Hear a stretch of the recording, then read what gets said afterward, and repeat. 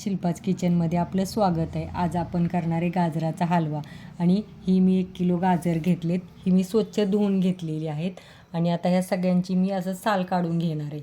आता एक एक करून अशी सगळ्यांची व्यवस्थित साल काढून घ्यायची आणि आता आपण हे सगळे गाजर खिसून घेऊया। ही आता मी 1 किलो गाजराचा खिस करून घेतलेला आहे। मी कढई गरम करायला ठेवली आहे, त्यात आपण तूप टाकून घेऊया।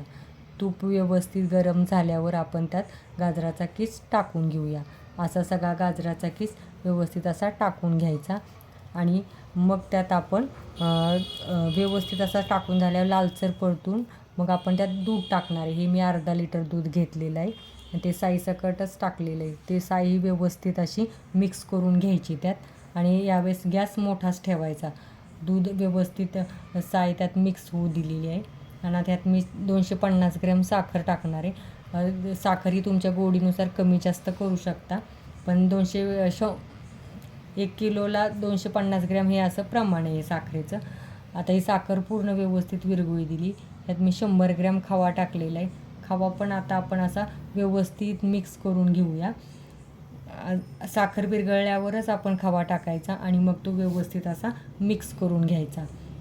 हे बघा असं व्यवस्थित असा मिक्स करायचा आणि मग हे बघा पूर्ण असं पाणी आटलं आहे त्यातलं। आणि आता आपण तूप गरम करायला ठेवले मी साईडला। त्यात आपण काजू, बदाम, मनुका हे आपल्या आवडीनुसार टाकू शकतो, कमी जास्त प्रमाण करू शकतो याचं। आणि आता लालसर होईपर्यंत चांगलं परतून घेऊया आणि आपण गाजराच्या हलव्यात टाकून घेऊया। हे असं आता असं व्यवस्थित असं मिक्स, हे बघा हे असं व्यवस्थित असं मिक्स करून घेऊया आणि ह्यावेळेस आपण गॅस बंद करून वेलची पूड टाकून घेऊया। वेलची पुडी पूर्ण मिक्स करून घेतली। आता ही आपला गाजराचा हलवा तयार झाला। रेसिपी आवडली असेल तर लाईक करा, शेअर करा, सबस्क्राईब करा। धन्यवाद।